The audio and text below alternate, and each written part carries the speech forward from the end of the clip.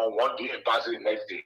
Those documents were in offices and people read them. Of course, if another document comes to your office and you're not a financial person and you don't have financial experts in your office, you will be beyond time. I will send it to you. If you don't discuss it, don't. No, I will discuss it. Prove me wrong. The communication from the president say the financial instrument is sent to the House of Representatives on the 21st and will pass on the 22nd. While we were in session, my office staff signed for my own 1:30, and the instrument will pass 1:45. It will pass in 15 minutes. I want to challenge this and see when they come to your studio. Come there. Wonder if you pray for your people and yourself. I see that most of you on internet, what we're doing Israel. Why you are not doing Israel? One, you don't have the opportunity. Other people has. What you need to do is to pray so you can have the opportunity. We're in Israel. You don't need to be angry. I'm here now. All you got to do is touch me. Because we can transfer. You know what I'm saying? Don't be safe. You touch me, it's so good to see you. God bless you. That money is the money we stole. You don't know. I don't know the sources of Mr. Ability money. So it's like that money. Nobody, Mr. Ability, I'm not being able to convince later where he getting all the money from. Anybody who studied any of the mental science manuals, which is the DSM, Diagnostic and Statistical Manual before 1974, homosexuality was listed as a mental illness along with necrophilia, zoophilia, and pedophilia. The decision in 1974 to delete it as a mental illness was not based on science. It was based on an opinion poll of only 6,000 people. So homosexuality is a form of madness and mental illness. And what they need is psychological care. Well, every person might be a doctor of another kind who can determine the health of people. But I'm moving around, and who should know best about their own health but themselves? So maybe he knows more than the doctors and more than myself, but he's still my son. The things Zandankawa doing, no. If our young person was doing it, Zandankawa was going to scare them with cartel that nothing inside. They ain't get nothing inside. No power, no traditional power inside, nothing. Any traditional chief that gets smartphone and roller watch. Any traditional chief, as in the sense of soul and body and traditional chief, that got cell phone, that smartphone, will watch that. Who has that? Zanakawa. That papa is smart. And he just using job we are in his own. That man that I know traditional man. Zanakawa. Say they got to get easily. Hey, please, I'm speaking as senator. That man is greedy. He's unprincipled. He using these people in the name of traditional chief. He ain't get no power behind him. He have power behind him. When Merikawa are going to win. He can't even make a web win in Delta number 2 in Grandmaster Canada. He didn't want to make job we are win. Thank you very much. I think it's that was last week Thursday. I had come back from an international assignment, and I heard there was a submission of the financing agreement in the tune of $60 million US. Firstly, to start with, I think the passage violates every rule of the House's procedure. As per our procedure, when a bill or a law is introduced on the floor, that law must be read 3 times. Most times, read the first time. Most times, sometimes the rules are suspended so that the second reading. It is unprecedented for a bill to be read or for an agreement of that nature where you are committing the country to 60 million indebtedness.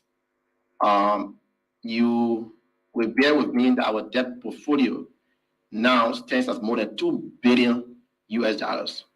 3 months to the expiration of a sitting government to be entering a loan in that amount, especially using the wrong parliamentary procedure. It tells me that there has to be a motive, that there was a big rush. 60 million is not peanuts. In my view, however justifiable. Wake up for your sleep. My sister, too long, we've been in our sleep.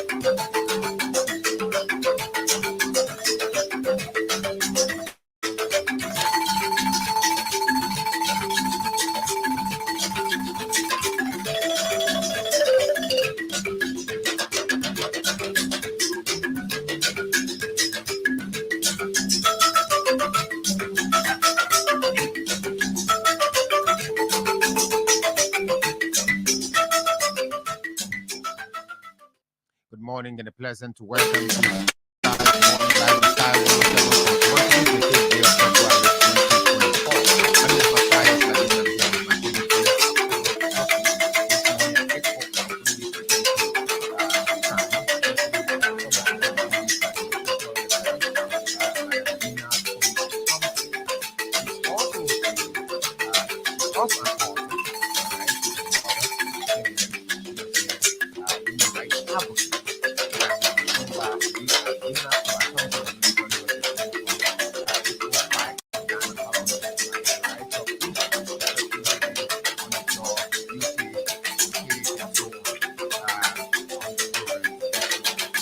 Ladina.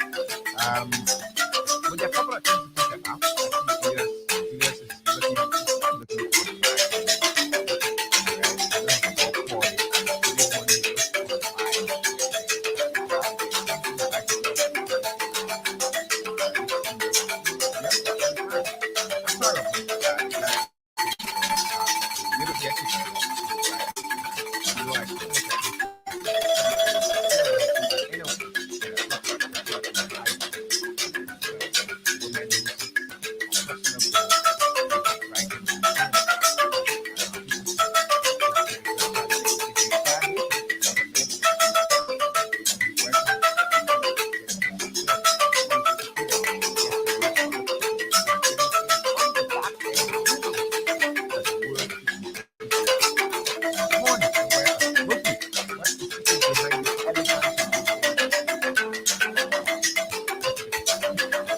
morning, guys. Good morning, everyone. I think the secret here is my wife. Everything that I do now is my wife. So, I got the hair because I'm going to go to I'm sure I'm a teenager. I don't know why you were nothing to back, but yeah, I don't love her too much because of the lace. That's one thing I know. In the rainy season of June. okay, yeah. The guys in the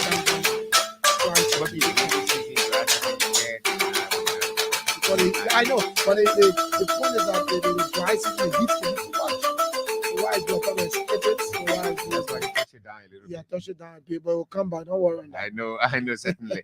We're going to go for a break. When we come back, we'll have a couple of things to talk about this morning. Liberia is an interesting country. And for some of us who run talk shows that end on Thursday, we have to come back. We have to wait Friday. Other guys talk other people, other issues. Then Saturday, people come with their weekend programs. And, maybe Sunday, some people do reviews of some other issues, right? At some other some stations. We have to come back Monday to sometimes recap some of the things that have been said. But, of course, taking those very things from different angles in a way that you see it from different perspectives, because we do not we give it a positive.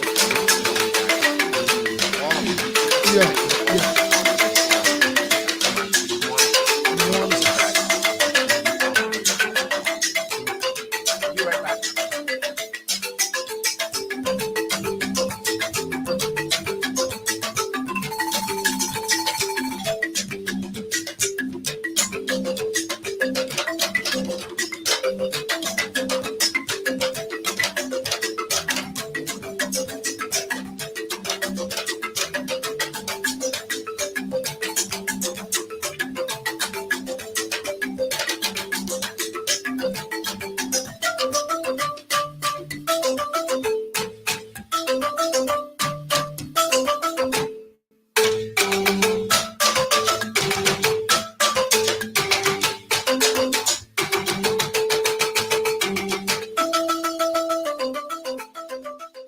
And that's right. Welcome back to the program Sky Morning Live on Sky 107.1. We are here. It's an interesting new week, and we've come here with renewed energies and so on. Look, if I tell you, should I say that?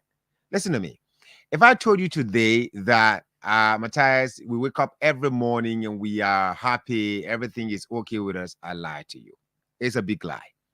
Just now, if I just go on to explain what happened to me recently, you ask yourself, how do you guys go through all of that and you muster the courage to come and sounding so lovely? Do you know why? It's passion. that's the driving force. A lot of things happen behind the scenes in our personal lives, at our job sites, and in so many areas. I know you will say, yeah, but Matthias, is come on. Those of us who are bankers, we experience problems in the banks. Sometimes you miscalculate certain figures, you have to go back and recalculate. And so those of us in the hospital, sometimes you make some surgical errors, and sometimes patients complain that the drugs you're giving them, the drugs are not working. Sometimes the patients themselves refusing to take the drugs, but they come by to tell you that the treatment you're giving them is not working. So every profession has its own challenges. The challenges in the media are enormous. Good morning. Welcome.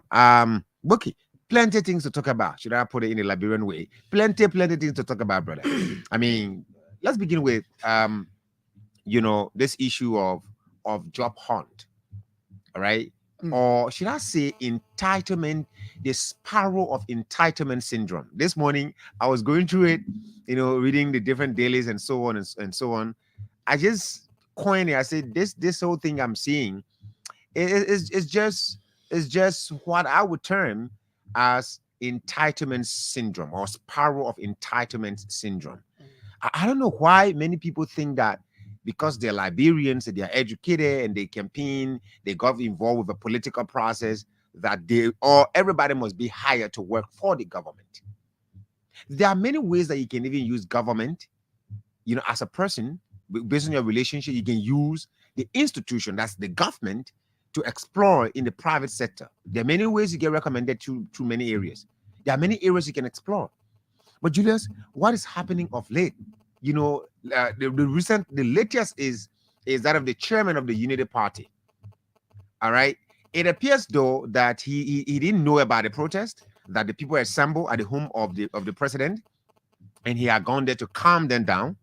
But if you go back to listen to the things he was saying to the very people that gathered, if you go back to listen to the very things, the comments written about him, I mean, you would say that, well, I think his presence was a small screen covering the real thing behind the scene, that he didn't know about it.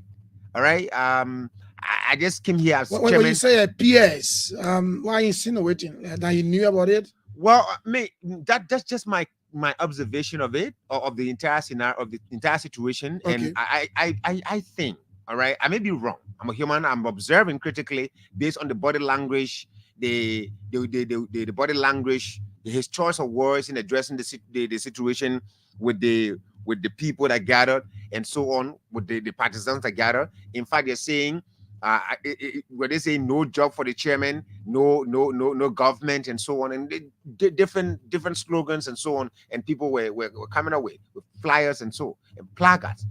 The chairman. So they were saying that the president should employ the government, the chairman. The chairman, and they're also calling the chairman of the party. The chairman should hold a position in the government. Yeah, in the government. That is not wrong. In the government, and at the same time, they're calling for the other partisans to get opportunities. So the chairman had arrived at the scene, and he is now addressing the situation. He's saying, "Yeah, you're right. All right, you're right. Of course, the people are right? But he's going on to say, well, you're the one that labor for this thing. You must get a reward and all of that. And he goes on to say, well, right now, if there is an availability of space, we are available to serve. Is he speaking in the context after calming down the people? He started addressing the people. He said, we are available if there's a space for us to serve. One would say that he spoke in the context of addressing the plights of all partisans that are qualified to work, referring to all of them as we. Now he was including himself. Yeah, absolutely. That he was not just definitively saying that he's addressing the situation exclusively for himself, but the fact that the people would choose to go and gather at the home of the president and address this situation, singling out an individual who is the chairman of the party, that they're seeking that he gets some opportunities in the government. I mean, I smell something fishy. I smell something fishy. It is not, it seems like an organized something by the chairman himself. All right, that he just thought to go there, use the situation, address the people, let him be heard by the president, and that he's calming the people, but at the same time, he's calling on the people to always engage with their president.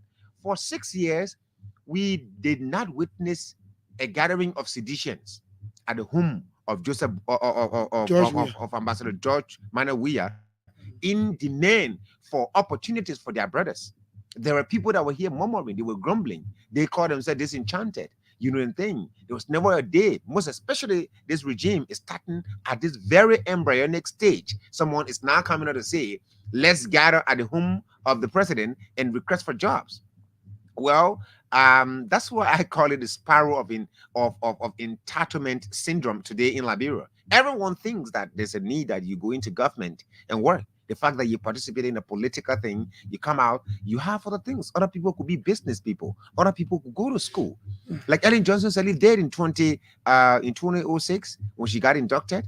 She sent a lot of people to school. Bwaka Jaliba, Mo Ali, all these brothers. Today, they are qualified people. Jacob Jala.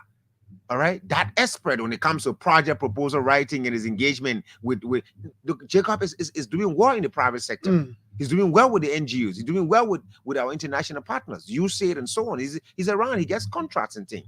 Sometimes he gets 50, 45, or 100,000 something contracts based on his consultancies. So people should be able to explore other areas and things. Now, creating this picture that because we all participated in this process, we all must work. I mean, it is something that doesn't. You think it's wrong? It's not entirely wrong, but I think if we all, tread on that path, we are not going to grow Liberia. We're not going to build Liberia. We're not going to think Liberia. We're going to think ourselves. We're going to think ourselves. We're going to build ourselves. We're going to build our homes and forget about growing the country. What is true that something seems to be happening in the appointment of the president that sort of it's kind of discouraging people. With some of the names that are coming are appearing strange, are appearing unfamiliar, like the guy at the port, Dukley. Folks are saying, where is he from? Where are you helping, Johnson? Where is he from? We're going to go there. That's what we so stringent. Yeah, we're touching the various bases, and how we transition in our analysis. So we do not. They're trying to bring it in because he said they are strangers. No, certainly. So for example, you look at the guy at the port, Dukley. I'm told that he got a master's degree, port management or so on at the university in Minneapolis, I think Minnesota or so. All right, but he's not. He does not have an experience of managing a port from school. He's coming straight to manage the gateway. And I think that was one of the shocking names. Yeah, I was seated with from friends. When was it? On Thursday evening, and they all from the US, so we're seated and having some drinks together. All of a sudden, I saw this nomination list, by the president. So when I showed it to them, they all were surprised. Oh, who are this? Who are they? What are they asking ourselves? But the point is that the president need to do what he wants to do. I think he will appoint people who he thinks he can work with. So that's the first thing. If he can work with somebody, he can appoint them. For the issue of the Unity Party chairman, well, yeah, partially I want to agree with you. I think he was pretending as if he's not aware or was not aware of that protest. Because the latter part of his statement when he said that if the availability of job we are available, that means he also wants a job. He's not getting it. But let's look at it. The argument is there were people who were in the trenches, people who were behind Joseph Boakai from the world goal. Even some of them even went against President Sirleaf in this country. Right. When she became a former president. In fact, they used their strategies and stuff like that to even take off from the party. And so from the beginning, even before the election period, they have been with Joseph Boakai, President Boakai, going to the trenches, preaching his messages, especially when it came to that bill like Bureau, blah, blah, blah, the first time. And now when it came to the arrest agenda, they were all in the trenches and campaigning for him. There are places he could not even reach. So they went there for him, and the message they preached that resonated. So that's what people are saying. So these are people you can announce. Matthias, let's look at it this way. I agree the president has his will to appoint people who he think he can appoint or he can work with, that he feel comfortable working with. But Matthias, you can't have 1, 2, 3, 4, 5, 6 batches of names released. And we don't see those familiar names. Those names that we thought that, okay, now that the president is president, we'll see some guys who were fighting for him, who were fighting with him, to places he could not reach. They went there, they sat on radio station, they went on television station, even social media, they were there every time. To the extent that they were even haunted by the past administration. Their names are not surfacing. So that calls for concern too, my brother. Let's look at it that way. That call for concern. So you want to tell me that, okay, he appointed people that I think can work with. So this guy that he worked with all the years before even they becoming president, were you not comfortable with them? Working with them? I mean, when they're serving in various capacities, at the party level and campaigning, were he not comfortable with them? Well, maybe you want to be experienced people, you want to bring people who are educated, but they are equally educated as well. Like, for example, he mentioned the name of Baka Jadiba. Yeah. Baka Jadiba left this country, he want to learn. President Salih saying under the country to learn. Mo Ali learn. I mean, these are the famous names we're talking about. You see? So you leave them out for all the batches of names and people are raising concern. You now go on the Facebook page, you will see that there are people who are writing, the party partisans. What good thing about it? Only a few CDC partisans you can hear talking about this thing. Mm-hmm. But majority of those complaining or making this statement on Facebook, they are all United Party partisans, and there are people who we've been seeing in the vineyard who have been in the treasure fighting for the UP to come to power. So now they are complaining. The last time a good friend and brother wrote something on Facebook page, I quite laughing. Van Ross, I don't know how he saw that post. Yeah. Teacher, why? Teacher, why? Yeah. People who deny class, they didn't get lecture about it. Sometimes they have come off flying colors. Yeah, flying why? colors. So I coin that thing was a lecture why and I love it, But these are people who fought. But it is rather too early for this kind of clamoring. It's early. Yes, it's early. Yeah, to me. What kind of joy you want to give them? Listen, Ellen Johnson said it did reshuffles here. They are there's reshuffle. There are some of these people they will mess up even before they go for the first 6 months in these positions. These people who are clamoring, you can pray for that. Well, you can pray for that. It's not a wishful thinking because this is just a fact about human. We're dynamic. Sometimes we come across like we have all of the expertise, but once we find comfort in a particular environment, we tend to implore incompetence in our performance. And if this president is someone that's going to stand for professionalism and competence all of the time, I'm very sure many people may not maintain their positions because obviously there will be errors on their part that certainly maybe he may not compromise. Okay, but just to step away a little bit. Is the statement made by Nimba County Senator Prince Yomi Johnson, and the founder of MDR. Yeah, the MDR, political leader. I mean, to say to an educated man, an elder, that he should know better. I mean, he should know better. The president should know better. And my concern against Matthias is that why Prince Johnson will always call the president this 79-year-old man. Well, I think once upon a time, he did in your church again. Yesterday, same thing. You always refer to him as the 79-year-old man. That's what people said. For me, I'm taking cue from the point where people analyze that Prince Johnson. In fact, the conversation he had with a journalist from Nimba County, right, on the radio, and so on record, that spread around. In that recording, he said, "With the fighting for Nimba, the paper, that Jeremiah will be doing the job and so on." He mentioned that, but now he's the same person complaining that the president is not taking recommendations from Jeremiah Cohn. Jeremiah Cohn submitted names and he rejected those recommendations. And he may mention a name that I'm friend of Jeremiah Cohn. That's the president for me, right? I mean, the minister of Grisby. Yeah, Grisby. He's now singling out Grisby as the one that's undermining Jeremiah Cohn's, recommendations to the president. Now that is a contradiction. So are we going to see the same thing happening in CDC when people are blaming Nathaniel McGill? Well, there are positions that you hold, whether you are doing bad or not, Julius. You're certainly going to carry a negative name. People will certainly raise concern that they think that you are the one, hurting them. You're the one hurting them in a way that because the president is not paying attention to their own concerns, right? But it's a contradiction with Senator Prince Johnson when he said earlier that this president would not be the one doing the job, but rather it is Jeremiah Cohn. Here he is now. He's the one crying baby. The president is doing, according to him, if it is anything to go by, the president cannot just take any recommendation, even though it's from his vice president, but not every name that he submits will surface at the appointment table. Now he's talking about if, for example, Basso already has about 3, according to him. Basso has 3. I think Magibi has 3 in his explanation. He's talking about Basso has 2 appointments. Minister of Education and Mikat. Okay, so no, but wait, just a moment. Without mentioning numbers of people appointed from any county, he's saying that Nimba County deserves about 5, 6 or 7 ministerial positions.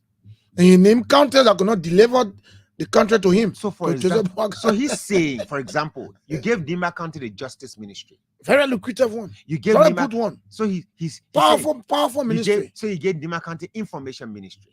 You gave Nima County Finance Ministry. You gave Nima County Commerce Ministry. You gave Nima County Gender Ministry. He's talking about 5 or 7 ministerial positions and managerial position, inclusive of managerial position. I get you, but the point there is that looking at the way it stands now, Nima County has 2 ministries and very powerful ministries. No, but they are the one controlling the security of this country, the Ministry of Defense and the Justice Ministry. As for the Justice Ministry, I mean that is a struggling thing. It's not going to be a walk in the park for Councillor Kopokra, given that there are concerns. All right, so he's not been confirmed yet, and this process might take a very long time because people are raising concerns about his unprofessional conduct as a lawyer. At the level of the Justice Ministry, the judiciary, right? There's a complaint about 150 page document filed that compiled complaining him and raising concerns about unprofessionalism. So to have an unprofessional, unethical lawyer becoming Minister of Justice, you listen to Rodney here the other time, right? So he's even concerned more about that as a publisher. He's read that document and he's concerned that why is the president not listening to the media today when in fact we raised the same issues with former President George Weah. But Julius, another thing quickly want to add before we go for the break. There are disenchantments in the UP. In the UP. Because Prince Johnson was one of the major allies, and you can't take that out. And he was clear. He said, well, Bomi could not deliver the country to him. They need counties. And he said, but Nima County did. He said, even in the first like Lofa County. Yeah. Lofa County betrayed him according to him. But the president now, President Boakai, told the Liberian people that in 100 days, no car will get stuck in the mud. Perhaps it was a strategic statement made because he was going to come to the post during the dry season period, and 100 days will take us like 4 months, maximum 4 months, right? From out of May, from the time he took power, right. I think of May. So 100 days to execute this. Not just roughly 3 months, right? A few days. Right. So to execute this mandate, this one would say a boastful ambition. You want to call it boastful ambition? It's a boastful one. But every government that comes to power have 100-day objective. Yeah, right. So this is a very big one. Is an ambitious declaration on the part of the Unity Party that in 100 days no car will get stuck in the mud. Okay, it's not going to rain from now till May, but after May we should get the effect of the work done within the period of 100 days. So in spoken context. Absolutely. so meaning the 100 days is going to be used. You're going to dry season. Yeah. So no more to be on the road. So we also want to feel the impact. But now, talking about delivering that quest, he's asked a man to help him in the area, and that's Roland Lafayette Giddens. Like Mo Ali, he's a mild communicator, mild in the sense that he comes to the discourse, he sticks to the subject, he's polite. The message will go. The message will go. So I just want to read something quickly. Can we come back after the VOA? Yeah, absolutely. 8 o'clock. So it will be read back. Yeah, let's come back after the VOA. This is VOA News. I'm Tommy McNeil.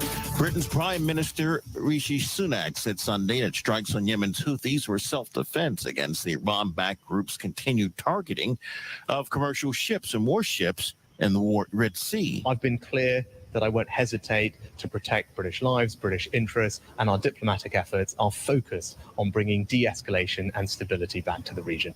U.S. and British strikes were the latest sign of spreading conflict in the Middle East since war erupted between Israel and Hamas after the militant Palestinian group's deadly assault on Israel on October 7th.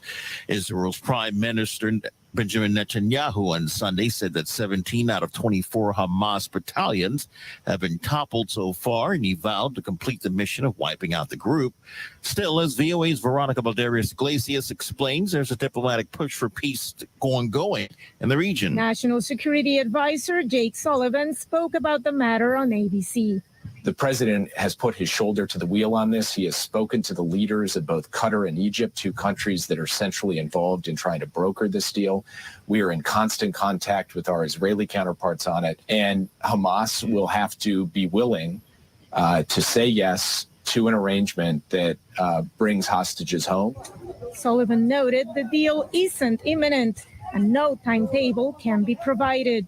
His remarks came after the United Nations warned Friday that the Rafah border area in particular is becoming, quote, a pressure cooker of despair for displaced Palestinians in Gaza.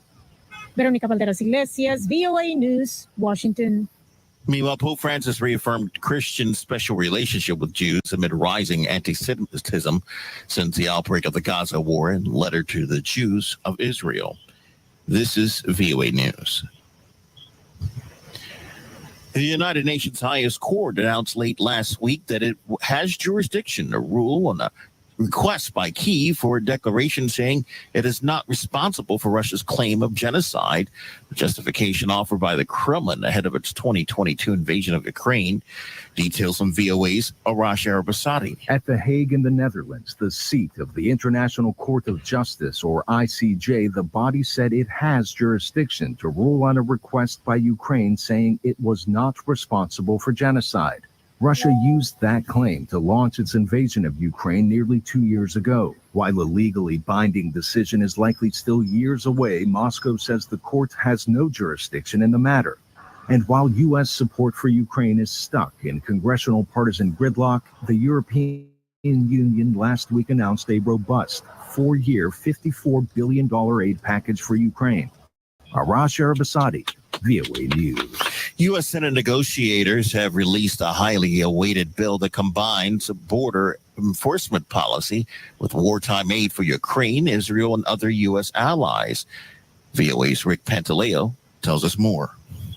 The proposed bill would also overhaul the asylum system at the U.S.-Mexico border with faster and tougher enforcement, as well as give presidents new powers to immediately expel migrants if authorities become overwhelmed with the number of people applying for asylum. Texas Republican Chip Roy says Biden administration immigration policies are destroying America. It is a purposeful effort to deluge our society and to undermine our way of life, to destroy Western civilization. The proposed $118 billion bill has been seen as the best chance for President Joe Biden to resupply Ukraine with wartime aid. Rick Pantaleo, VOA News. President Joe Biden has listed a lot of reasons why he thinks a second Donald Trump presidency would be ugly for the country. He ticked through many of them on Sunday as he urged Nevada Democrats to vote for him in the state's presidential primary this week and for his party at large in November.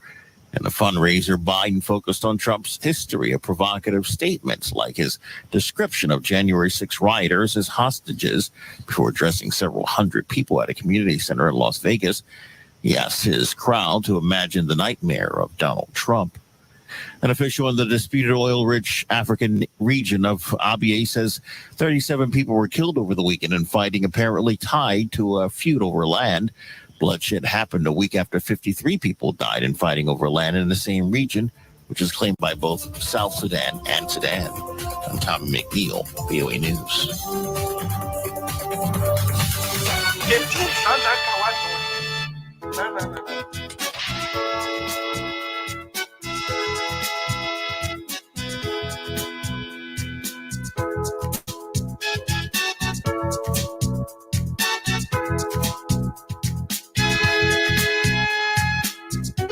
With nowhere to run, nowhere to hide. Caught up in the land of the brave.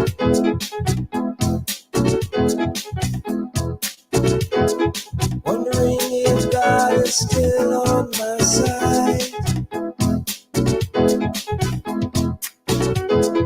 I've had my share of sorrow and grief.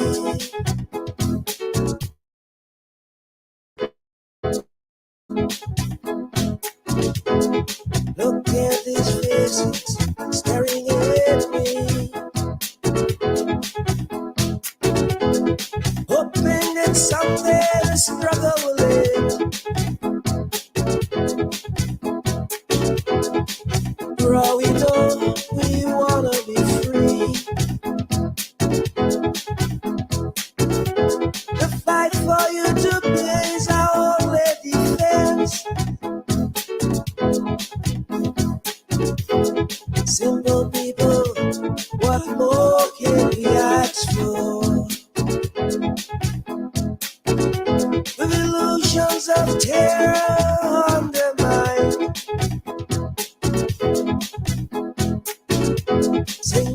songs of silence. Come down, oh Creator.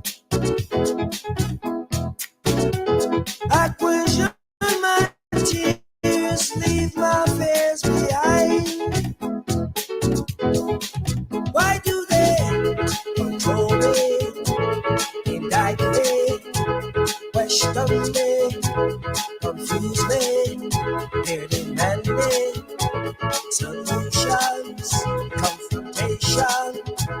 Tell me if you know the answer. Say yes. Okay, what is the answer to the problems we have in Liberia? I think it is Liberians waking up in the morning, realizing that they are Liberian first before they got the education they have. They should not feel that they're entitled to, jobs and things. Is that the right way to go? No, I think people are entitled. When they get educated, their country should serve them too.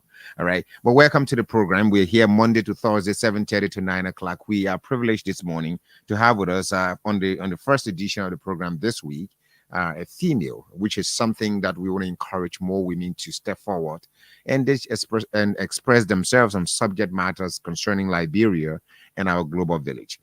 I was saying something before we went for the break, and I'm talking about that individual. That individual is Madam Yuna Kumba Thompson. She's two-time Deputy Minister at the Ministry of Foreign Affairs. She's an author. She's a mother. Should I say feminist? But she's a women's rights advocate. Yes, she is a feminist, of course. So we're going to have a conversation. It's going to be a very fruitful one. But let me just use 1 minute of this time to tell you, members of the public, the person that's going to be helping Joseph Boakai to execute his 100-day ambitious quest that Liberians will not experience cars stalking in the mud. To have that dream come into reality, you need to appoint a technician. You need to ask somebody to help you in that capacity, and that person is Mr. Roland Lafayette Giddings. But what does Giddings bring to the table? So Roland Lafayette Giddings is an enthusiastic and professional person who enjoys being part of, as well as leading an insightful and motivated team to achieve established organizational goals. He's very quick to adjust to new ideas and applying innovative solutions to solving problems. He is a self-starter and is committed to the achievements that are in the interest of the general good of society. He holds strong principles and believes in upholding integrity in whatever engagement he's involved with. And evident of this one, I can say that when he left the Public Works Ministry and availed himself to the LACC or GAC for audit and so on, that there was no malfeasance found on his person. Roland Lafayette Giddings is currently the Chief Executive Officer of a management consultancy and logistics firm, Lafayette Services Incorporated, LASI. He has, to his credit, 11 years of professional experience in the public sector, specifically in infrastructure program and projects, troubleshooting, coordination, monitoring, evaluation, and oversight from 2007 to 2018 in several capacities. Program assistant at the LRDC Secretariat, a unit in presidency, which was responsible to lead the drafting, launching, and coordination of the poverty reduction strategy. He served as head of Secretariat Economic Management Team in the presidency as a coordinating arm, which was responsible to coordinate the formulation of economic policies, reviewed and adjustment when required to stabilize growth in the economy. In 2010, through a World Bank project, he was hired as senior program officer in the President's Delivery Unit, which was responsible to troubleshoot, coordinate, monitor, and report on the implementation status of the heavy lift national infrastructure projects to include roads, energy, support, airports, etc. In 2014, lastly, he became Deputy Minister for Administration, Ministry of Public Works and Rural Development, responsible to perform and coordinate administrative activities to include financial management and control, monitoring, evaluation, and systemic reporting to ensure accountability and transparency of projects, financing, procurement of budget, activities, management of assets. He holds an undergraduate degree in business administration from the African Methodist Episcopal University with emphasis in strategic management and a graduate degree in business administration with emphasis in marketing from the Wuhan University of Technology, Wuhan, China. We're going to stop here. I think Lafayette comes to this place with some degree of qualification and expertise, most especially one of the major things that I think people must employ on a job. Qualification is one thing, but if you come with integrity, I'm very sure you can do a lot. You can achieve a lot, and that's one thing he has to his credit. Then, since he left the Public Works Ministry, there's been no report of corruption, and so on his person.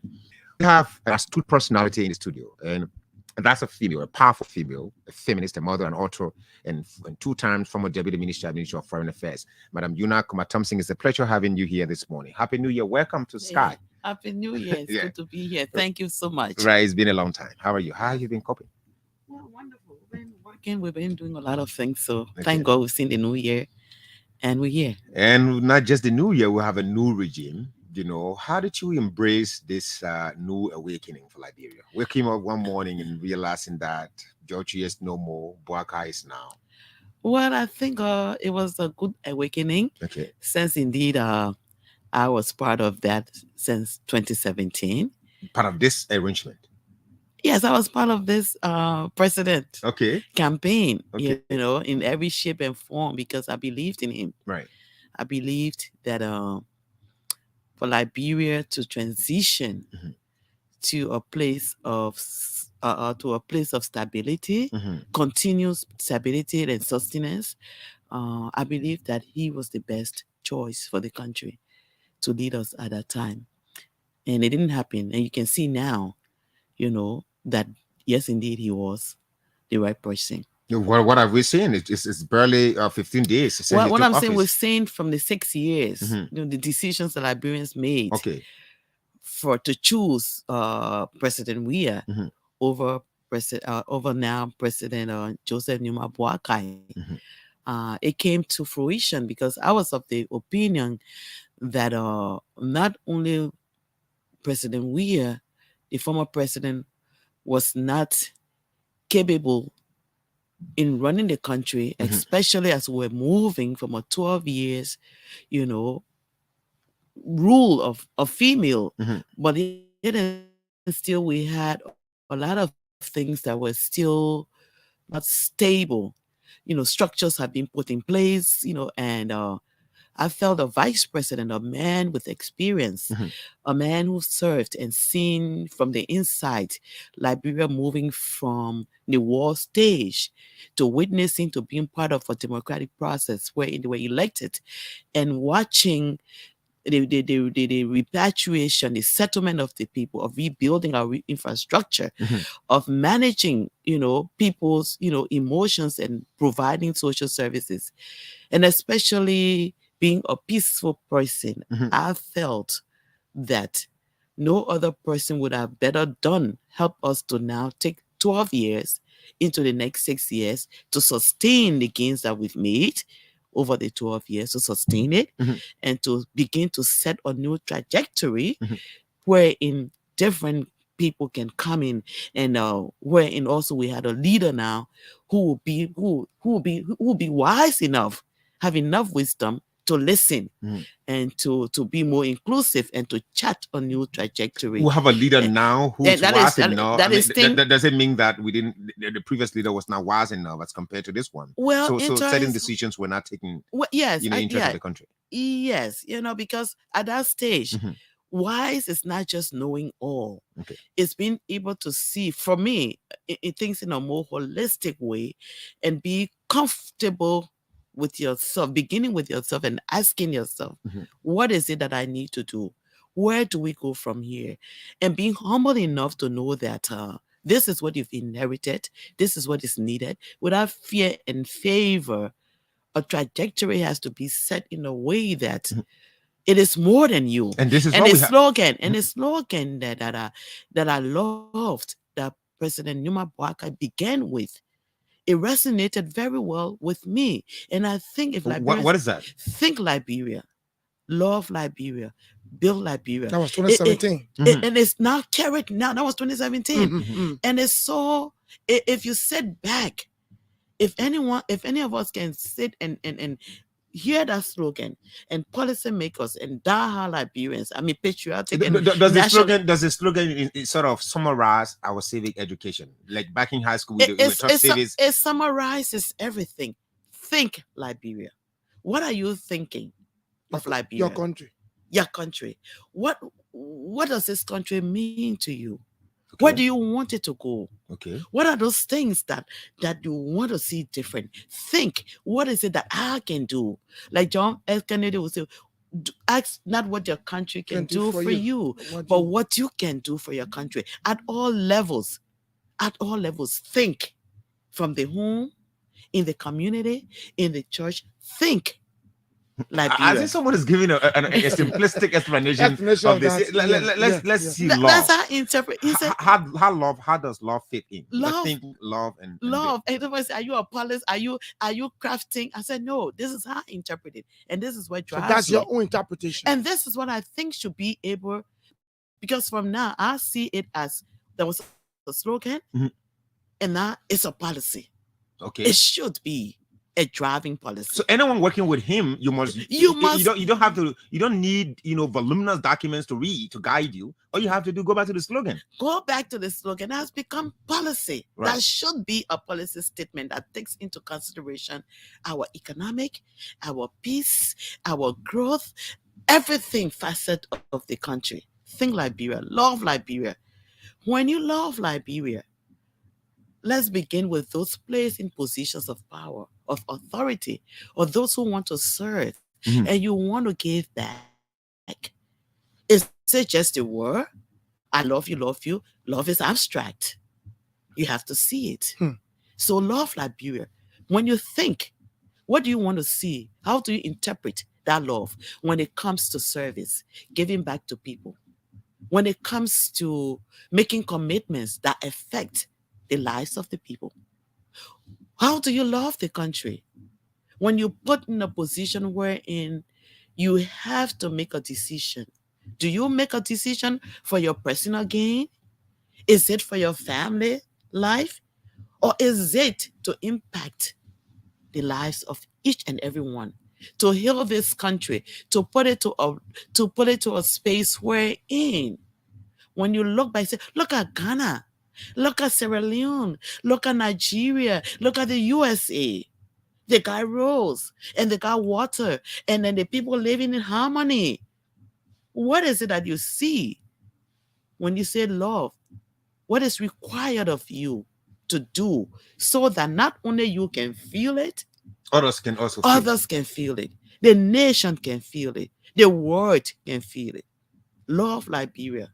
When we love Liberia, then I think that's where we'll come in and still become patriotic, nationalistic, not selfish, but very, very patriotic. And then we build. And then we build. Build Liberia. And then we build. What systems do we put in place? What is it that we do so that it becomes sustainable? It lives beyond us. Are we just building quick impact? I like the way you put it. But 2017 he came with the Think Liberia, Love Liberia, Build Liberia. This 2023, right? He came with the arrest agenda. It is still the slogan. How do you No, I think arrest is the mantra, and yes. then Think Love, Think Build like is the in motto. everything. The thing is Think Love Liberia. So for you wanted to be a policy.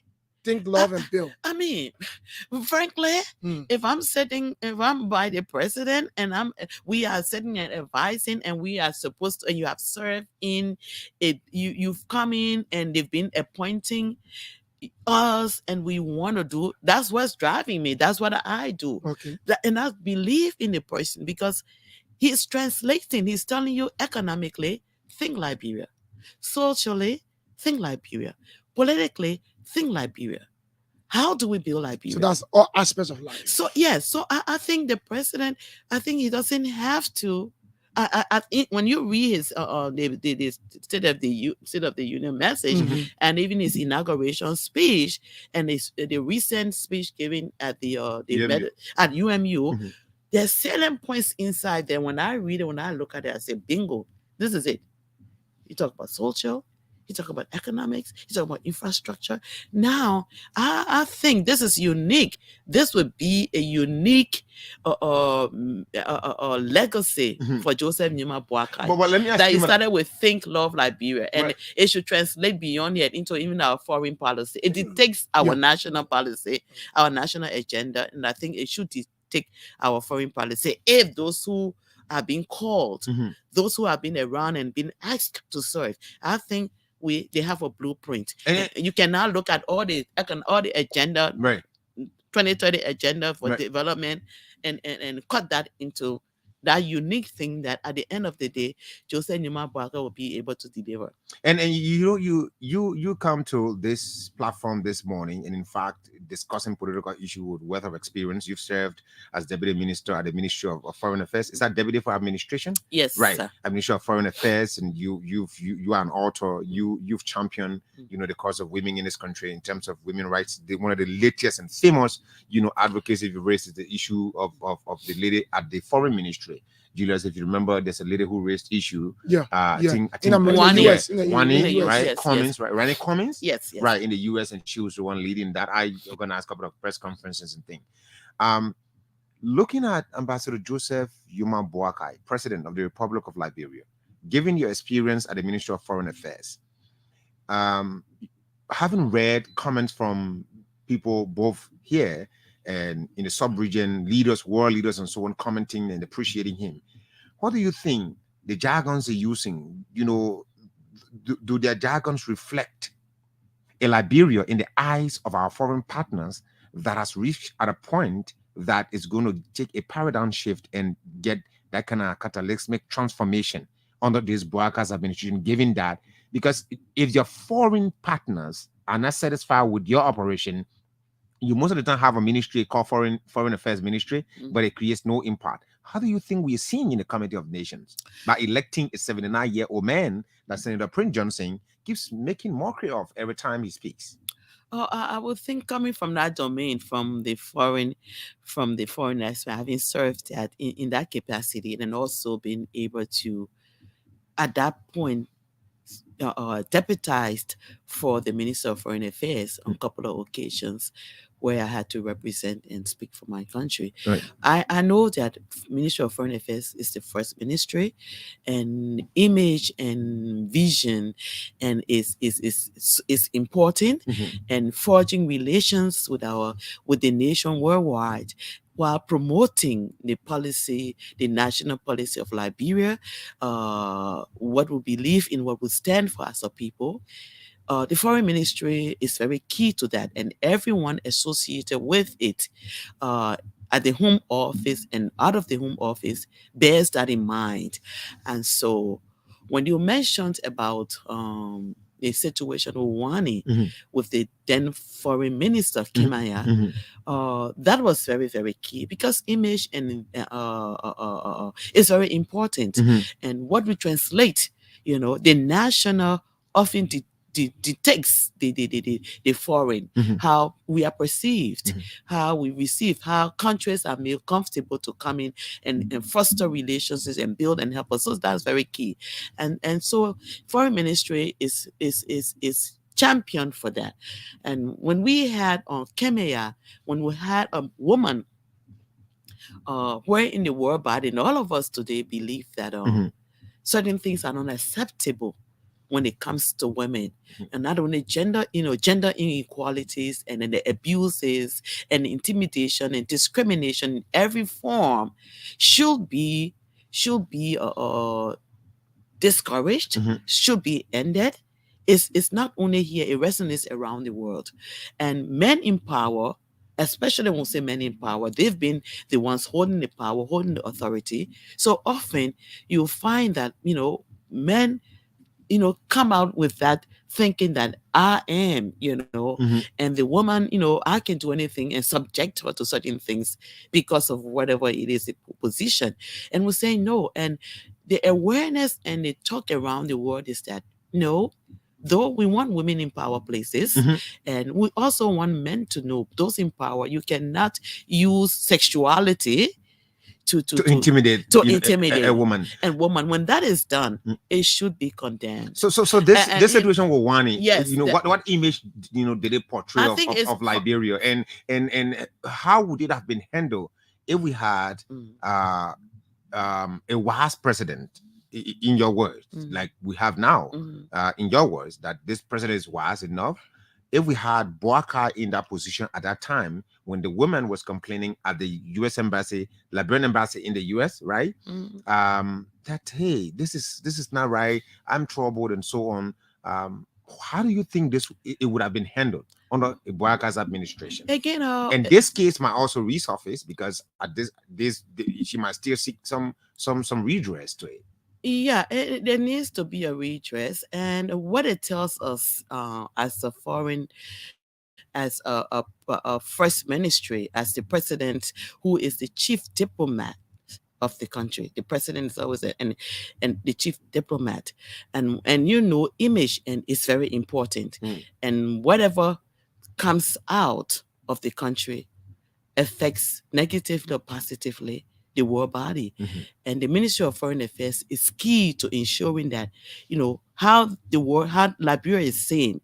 She is number one to ensure that Liberia is seen in a positive light, beginning from the home front. The the former president, it's a prerogative of the president to appoint. That's the will and pleasure. However, I think the president should be very sensitive to the dictates, to what happens nationally and how it affects the country. I think President Weah did not pay attention to that, even though he proclaimed himself to be a feminist. He made many pronouncements to address inequalities and sexual violence against women in Liberia, even in workplaces. But here, you cannot do double standard. You cannot take a man or person, the first ministry, who's been accused of something, no matter, be it minute or it's not important, or it's there's no truth to it. But the fact that a nation, a ministry of integrity, would do just that, will question and say, wait a minute, this is not about me. It is not about this man, this person whose profile is going to be risen because they have a position, but the profile of Liberia, think Liberia, love Liberia, build Liberia. Is Liberia important to me? Are the women of this country important to me? No matter who they are, let me step back. Jobs can go. Somebody's looking for a job, they can get a job everywhere. But you cannot take back the integrity of the country when the damage is already done. It takes a whole lot to build than to destroy. And I think he didn't do that. He missed that. Now, I would think that Joseph Nima Boakai, President Boakai, will be sensitive as well to any issue that comes out of whatever institution, from the nation. And that's where I hope that everyone who's been on the rescue, for every boy and girl, every woman who may not be able to sit near President Joseph Nima Boakai, who may not be giving the opportunity at this point to serve, because service is not job. It's beyond job. I think people should not be looking for jobs at a certain age, at a certain level. I believe also being called to national service, holding a position, it means you are giving back. There are times you don't take pay. There are times you must be able, not just meeting certain qualifications, but I think that are written down, you must meet them. This is a real caution to would be, and that's why I'm just listening. Yeah, because there are people who in the rescue mission alliances and stuff like that are complaining about the personal appointment so far, and some of them are not seeing their names. So what you say? I see my name either. I know. No, because the point is that they are all disenchanted. Even Prince Johnson, who was the major ally to President Boakai, yesterday said something about it. And I think again, it's not so much. I'm not going to talk much about Senator Johnson. He's a great senator. What I'm saying, he's 3 times for the people of Nimba. And politically, no one being a political person as well, no one should be naive and think that Senator Prince Johnson is the senator Yeah, he's a senator. of Nimba County. Of course. All right. The people find he there's no way he's forced anybody. You voted him. They voted him. So that says something, to me. I don't have to like it, but that's what it is. And so when he makes his remarks, being a part of a system, I think that's who he is. Now we have to look beyond, what he says or where he says it, how he says it, and again step it back and say, and don't take it personal. And Liberians, unfortunately, those are when things are said in a place where it's not so diplomatic. I try to be diplomatic, not so sensitive, not so diplomatic, and it's taking in the radical. Some of us are radical, but we think we come along with mixing it up, being soft and hard diplomacy. Your wordings, your actions, you constantly have to think about. Not everybody is like that. Right. So, okay, Senator Johnson is a senator. He's a hot senator. He blows, he goes in and that. But the bottom line, you don't miss the message. It's not where he says it. It's not how he says it should bother us. It's what do we do when the issues are raised? How do we handle them? But should people be thinking, be feeling entitled? You were also in the trenches. You are educated as well. You served that ministry, the foreign ministry, for 2 times in the very same position. And so maybe, who knows, the president might send you somewhere else in the coming months or years or so. We got, who knows, he knows he's the best to make the decision. But what I don't get is that this clamoring for jobs, everybody crying for jobs too much because they campaign for the party. So does it demonstrate? Yeah, Julius, does it demonstrate the 3 words that the president that you admire so much from President Boakai?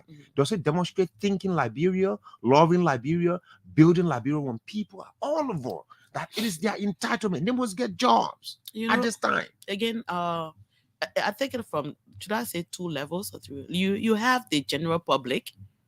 You have the general public, the masses, the general public, the electorate, these foot soldiers who went out, and did so much.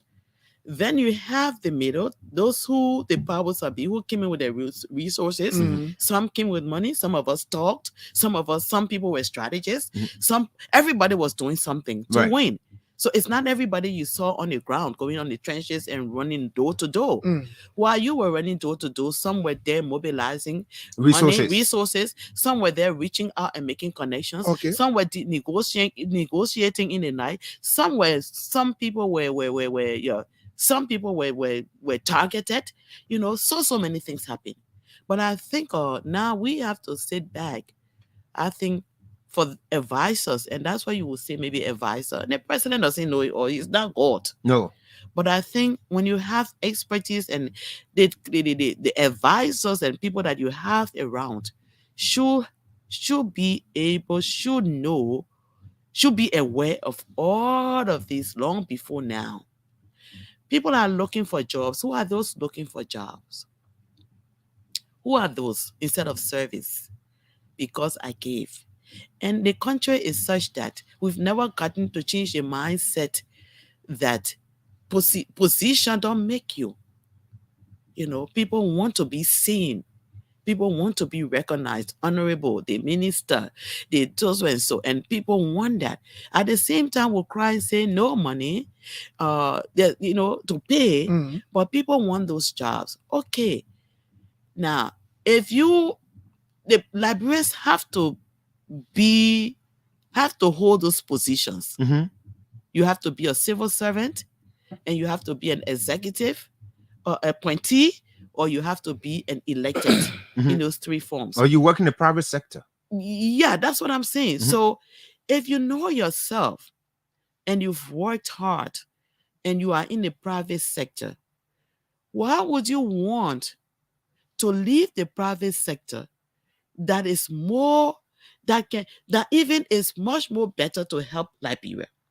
When the right environment is created. But you just said when you come to government job to serve for service. Yeah. So in the private sector, the person thinks that their paycheck, they're taking it home, they directed to their families and thing. Yeah, taxes are deducted and so on. But if you enter government, you are directly serving your nation. You're directly serving your people. No, so when I'm saying public service, right? That's public and private. These are two areas. That's the public service I'm talking about. Right. When you come to an elected or an executive position, as high as it is, be it at an appointed position that is through confirmation, legislative, you come to public service, and that demands, in my view, your own self-empowerment as well, to be able to serve without holding and saying. And I think also from time immemorial, because we've come in and we've politicized governance. That is happening now. The nation government is a political no, I said governance. We politicized. Governance, right. You politicized it. That is to say, from the beginning of this country, it was not more so, what do you have? It was not based on merit. Key in appointee or coming to public service at this level was, do you know who I am? Who are you? What are your connections? Who are you related to? Who your friends are? Who your friends are? What social places are you seeing? Then how much you have. That's the fundamental of governance, or how the country brought people into governance. And that hasn't changed. And that has not changed much. In fact, now it's polarized. It's to the point where we saw so many parties coming on and everybody coming in. Now it has become polarized. I gave you something, give me something back. Because this position here. So it is a form of give and take. It's a give and take now at the expense of the nation. When we came back during the interim government, when we came back from the war, I was out of the country. We played a major role in Accra for the peace process. And I had not been into Liberia, So I was just being patriotic and gone into the Accra peace process with the women movement there. And thereafter, I went back on to the States. And while I was away, I don't know what happened here. I have no idea because I have not been here. And then my husband called me and said, "Oh, they are looking for you, CV." I said, "What is it?" I said, "Where's this Yuna? Where's this woman? She was in Accra." I said, "She's not here." I said, "Then they were looking for women." They said, "Well, we understand she did political science. She studied political science. We need somebody. We need to send her." They said, "Oh, Yuna did political science." That's how I think my name came out. And I was appointed Deputy Minister for Administration, Foreign Affairs from that. And then I came back home. But it was not based on connection. It was not based on something you're pointing at here. Yeah, it was not based on connection. All right. And I had no idea. That was my first experience. But then when I came into the Ministry of Foreign Affairs, then I realized that all the ministries were divided according to how they call it. The political lead, the warring factions. The ministries are divided by warring faction. Yeah. That was after the war. After the war. And my minister then was Thomas Nimle Yaya, who is now Senator of Grand Jide. Yeah. So he was the minister. So I didn't understand all of that. So I'm simply saying that we came along with that. And it's just transcended. It's just going and going. So after that, now you have, when Ellen Johnson Sirleaf, President Sirleaf was elected, it all became again on the party line. When my people, it went on three ways: the party line, the loyalists, the supporting line, and the last was the patronage line. The patronage line, and last was the merit line. So definitely, you carry on that on. You don't change that. So that's the same thing now. It's just that more men and women, all of us are becoming more aggressive. And I say, look here, because when I work hard for you, when you get there, you forget about me. But I don't want to add this question. I want to get this clarity. Right. So that means that You were appointed based on qualification. You were not appointed because I know you or you work for the party or you work for whatever. No, I wasn't. But that's the notion of others out there who probably say, well, we work for the party, we campaign, so we have to get jobs. But that's a notion that all of us, because you see, what happens is that, and it's a sad thing, but it is not something that we should frown on. I think we should look at it very keenly and know that this is not the right thing. Or think Liberia, love Liberia, build Liberia.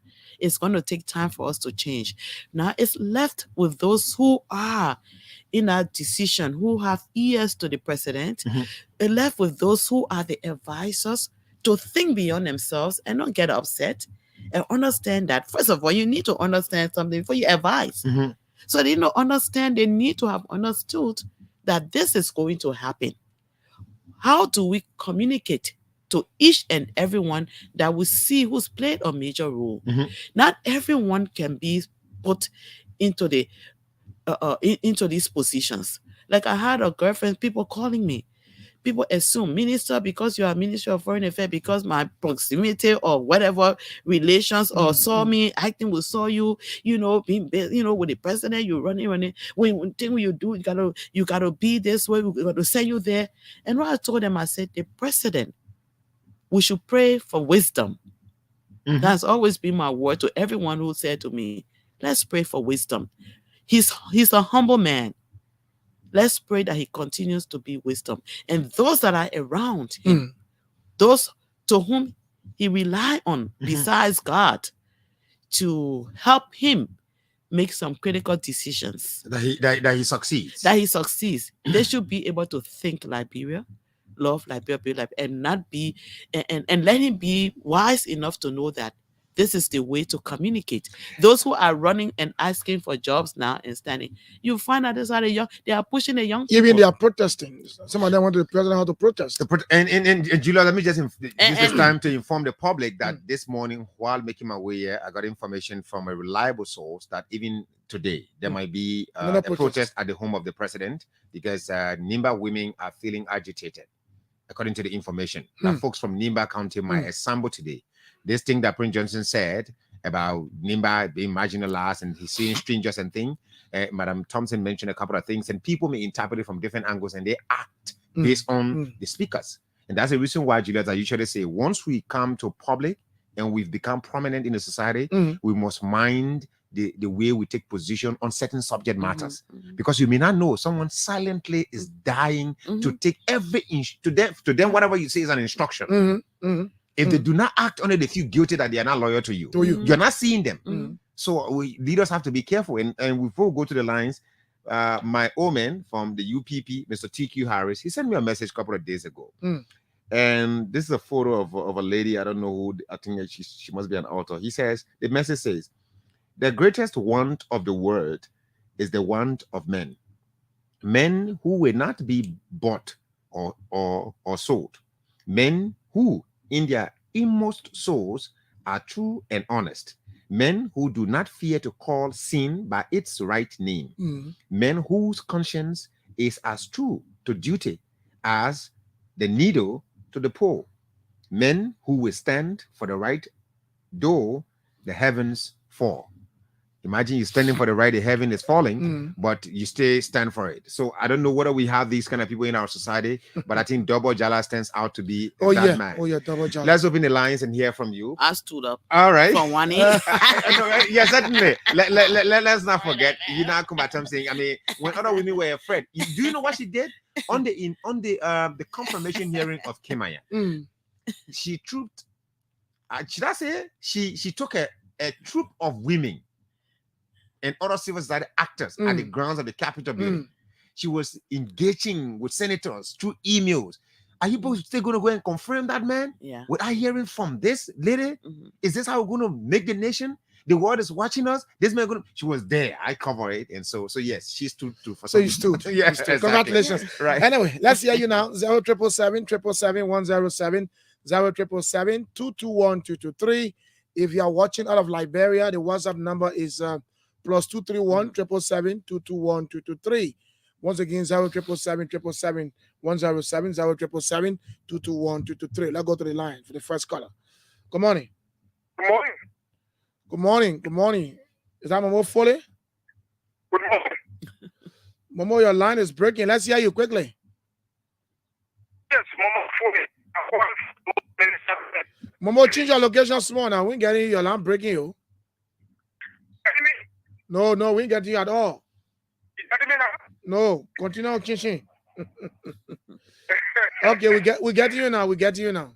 Let me say good morning to the studio again. And she spoke very well. And that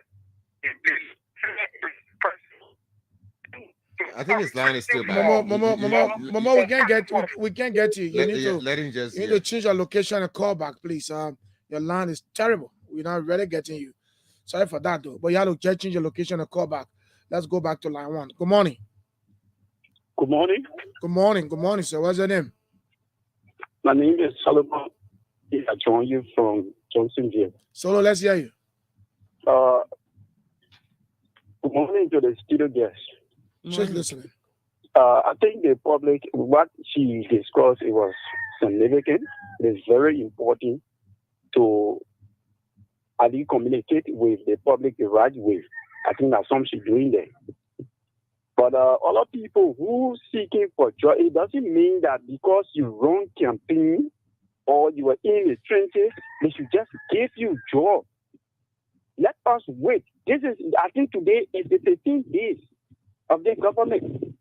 We have more than 4 years to go. A lot of people can serve for the first 2 years.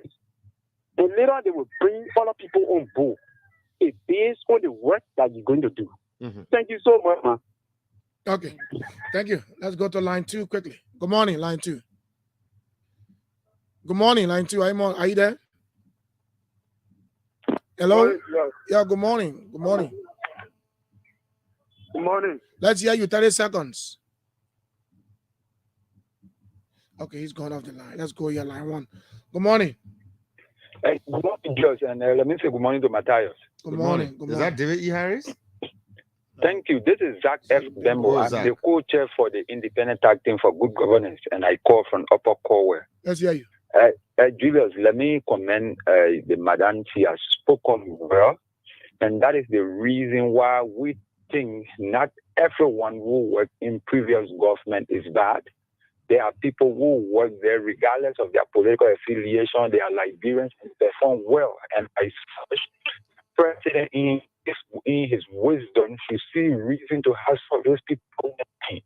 Why it is true that others will say there are others who are qualified in these places, it is better to have people who have had experience in that implementing to continue the good work than to bring new breed of people who will just be learning on the job and the country will not be progressing. So I want to call on the president's office to speak to his concern that the madam can because I think she's actually doing well. Thank you for Thank you. Who the madam in the studio? He's recommending that she be appointed. Are you advocating for her? Liberian people, I swear. All right. I mean, maybe he likes her articulation. Oh, yeah. I mean, but once you come with objectivity on the platform, I'm very sure you're going to woo people towards your direction. But let's hear from another person. Yeah, 0777-107, 0777-221-223 are the numbers you can call to participate this morning. I think advocating for her. It's not bad to advocate. I know the person are looking at direction anyway. Maybe you're meeting your same position. Let's hear you 0777-107, 221-223. If you're watching out of the country, the number to call is +231 777-221-223, and of course that's the WhatsApp number. Good morning.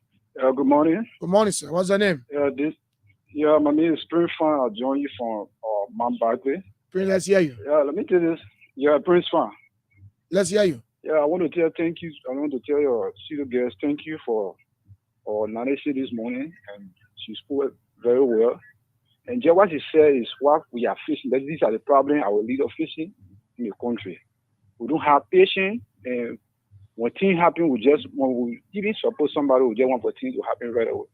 So I really admire how she discussing the issue this morning, and how we should live and we should be patient with everything. Thank you so much. Okay, thank you very much. You can also place your call on the numbers 0777-777-107, or the WhatsApp number is +231 777-221-223.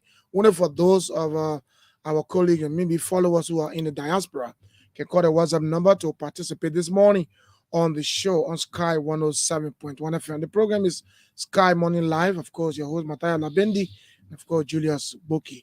Let's go back to line 2 and talk to the scholar. Are you there? Okay, let's go here to line 1. Line 1, good morning. Good morning. Good morning, Momo 40. Your last day bad, my man. Okay, let's hear you in 30 seconds. Thank you. Let me say good morning to your studio guest. Julius, she spoke very well, and I think I enjoy her elaboration. She spoke on what Waka said, think labor, build labor, and love labor. You know, that slogan, some of us who support Waka, that slogan will rescue this country, because that slogan is very sweet and fun. But those who are trying to protest for job, I think they have to wait small, because Waka have started his first 11 players to start games. And if you know, sometimes those who on the bench are people who can redeem the team. So that will wait, or those who are qualified, let them wait to see the first player start the game. If they don't perform, definitely they will not come back to power again. Because I believe, to my own reform, you know, the government is the government that always going for 12 years. So I believe that when you work to the expectation of the country, let's talk about the 6 year friend. Because the 6 year program will set the pace for Jeremiah for 2029. Thank you. Thank you for a 40-minute time. Thank you. Line 2, good morning. Good morning. This morning, line you talking. Good morning. Hello. Good morning. Are you want to talk? What's your name? Hello? Yeah, you are live. Okay, good morning, Julius. My name is Sidiki Musa Mutukula Dole. I'm joining you from District 17. You can call me Quimby Gio. Let's hear Let you. me say good morning. Sorry? Let's hear you quickly. Yeah, okay. Let me say good morning to our mother in studio. I think she has said it all. But the issue about the appointment now that is going on by the president, our elected president, Ambassador Joseph Human Parker, I think the Liberian, the young folks, we need to manage our expectations. We have given Joseph Parker a 6-year mandate. He hasn't even performed for 1 month. The entire country now, people try to escalate. He's not appointing people of their choice. This appointment needs about 3,000 persons, and we haven't even gone 100. Why people are crying around the place? They want to bring a CDC scenario back while the party chairman was explaining everything about the president. We don't want to go for that. We want everybody to remain calm. Let us give the president a chance. Let him do whatever he's able to do in the right way, in the right interest of the Liberian people. But for people to be crying for now for job, I think it's the wrong way. We're not in the rain and sun because we want everyone to get a job. The private sector stay available. These are just eminent appointments that the president is making. So I think the party chairman and all hierarchy of the party, let us hold our heart and see a legal thing to be done by our president. Thank you.